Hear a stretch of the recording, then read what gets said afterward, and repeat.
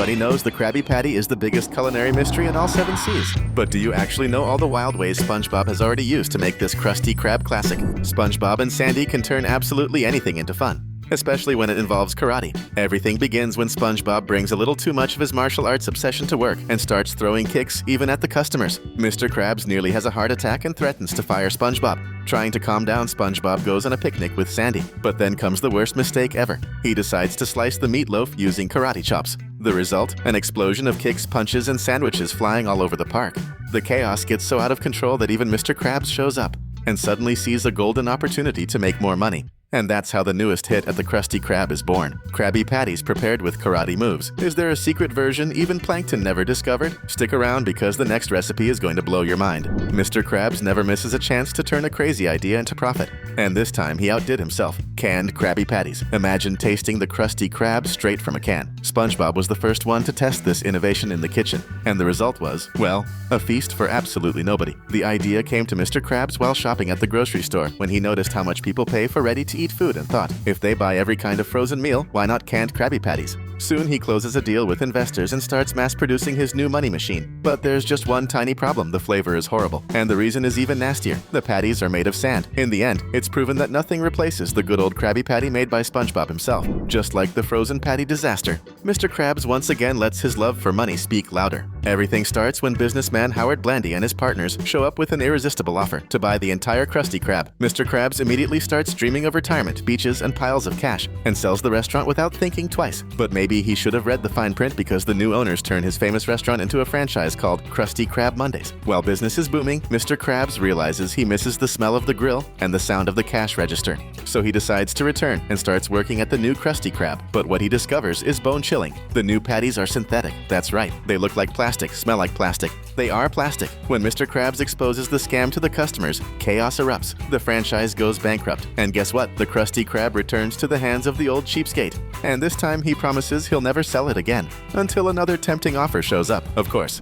In the episode Jellyfish Hunter, SpongeBob takes his passion for fishing to a whole new level. SpongeBob loves catching jellyfish. It's his favorite hobby right after snacking and doing random karate moves in the air. But what he loves even more is jellyfish jelly. And when he decides to put it on a Krabby Patty, the result is absolutely perfect. The sandwich becomes the newest smash hit at the Krusty Krab when Mr. Krabs adds it to the menu. There's just one problem. Demand explodes, and soon SpongeBob can't catch enough jellyfish. Mr. Krabs wants more and more until there's not a single jellyfish left. But the last jellyfish, still roaming free, captures SpongeBob and takes him to a secret factory built by Mr. Krabs himself, where SpongeBob discovers the terrible fate of the jellyfish. Outraged, SpongeBob breaks into the factory, faces the greediest crustacean in Bikini Bottom, and frees all the jellyfish. And of course, they don't waste a second giving Mr. Krabs an electric lesson he'll never forget. Now it's time for the most delicious part: discovering how the tastiest Krabby Patty of all time is made. SpongeBob always cooks the patties with the skill of a true master. Or at least that's what he thinks. What almost nobody knows is that there's only one fish who makes Krabby Patties the right way, and his name is Jim,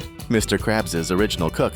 One fine day, Jim shows up in town and decides to visit the old Krusty Krab. As soon as he touches the grill, the whole restaurant stops to watch the show. When the customers take their first bite, it's like a magical trip across the 7 seas of flavor. Even SpongeBob, who considers himself the king of the spatula, is left completely speechless. Here's a little tip for you. Click the subscribe button down below. That way it'll be much harder for you to miss any of our upcoming videos. Normally, Krabby Patties are so greasy they practically shine, and it's exactly that juicy layer of oil that gives them their irresistible flavor. But Mr. Krabs, being the good old penny pincher he is, doesn't let anything go to waste. He sells the grease for a good price. But one day, the Krusty Krab's grease tank got so full it looked like a swimming pool of fried oil, and he needed to get rid of it somehow. And guess where he dumped it? At the chum bucket. But to his surprise, Plankton didn't complain at all. He used that grease and turned it into a secret seasoning that made his food incredibly delicious. Suddenly, the chum bucket was packed with customers. Desperate to get his clients back, Mr. Krabs creates a new tactic: the recycled grease method. He starts spreading the grease from the first patty onto the second, and so on. A true endless cycle of flavor and cholesterol. The plan works,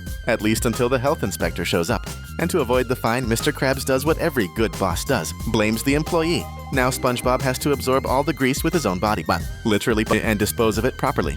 Do you know what the original method was? The one that started every Krabby Patty ever made? Well, before all the rivalry full of traps and espionage, Mr. Krabs and Plankton were best friends. They even owned a restaurant together, but the menu was a total disaster. They sold stinky burgers that only the bravest kids in Bikini Bottom were willing to eat. But Mr. Krabs ended up creating the perfect Krabby Patty mixture completely by accident. Unfortunately, the joy didn't last long, because Plankton, driven by jealousy, wanted the recipe for himself. During the fight, the two ended up splitting the formula in half, and that's how not only the very first Krabby Patty was born, but also the greatest rivalry under the sea. Do you think Mr. Krabs finally learned that the Krabby Patty is already perfect the way it is? Of course not. He just can't sit still when the topic is innovate to make more money. This time, he decides to pay Sandy to give the Krusty Krab menu a scientific upgrade. Sandy, being the genius she is, creates a brand new ultra-modern formula filled with totally suspicious ingredients, radioactive, unstable, and absolutely not approved by any health inspector. The result? A radioactive lab-grown burger. It looks incredible, until everyone who tries it starts turning into hamburger-shaped mutants.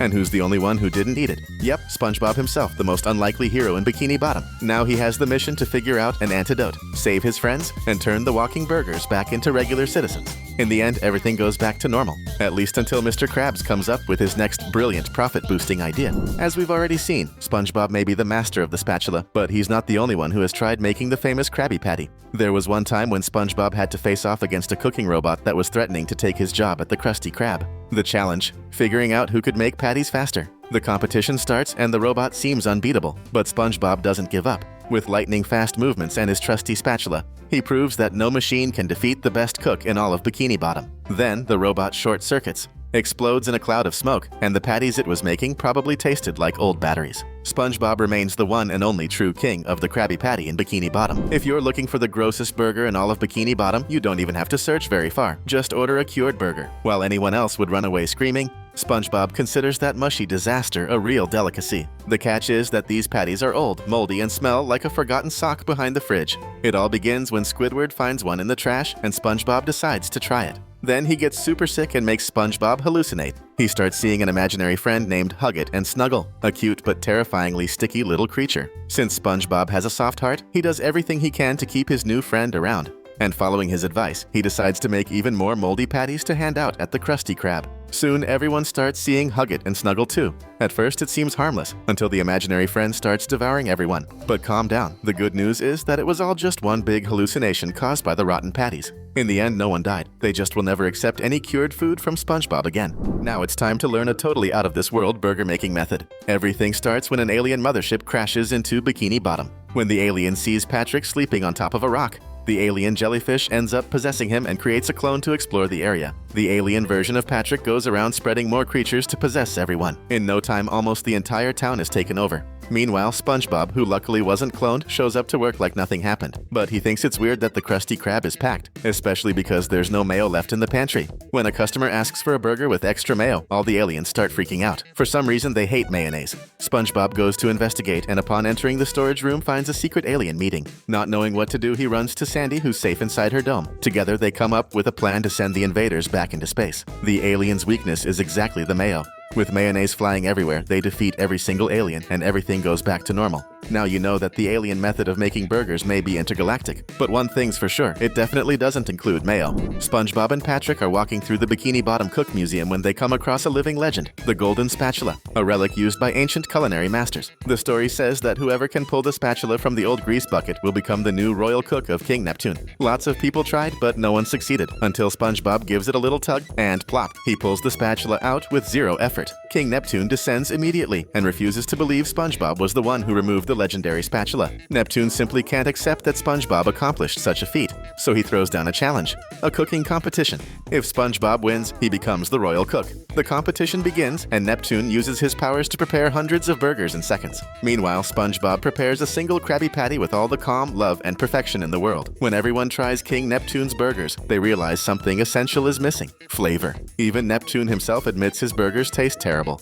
Then it's SpongeBob's turn. One bite, and Neptune has no choice but to admit defeat. SpongeBob's burger is simply perfect, and just like that, SpongeBob proves he doesn't need divine powers to be a legendary cook.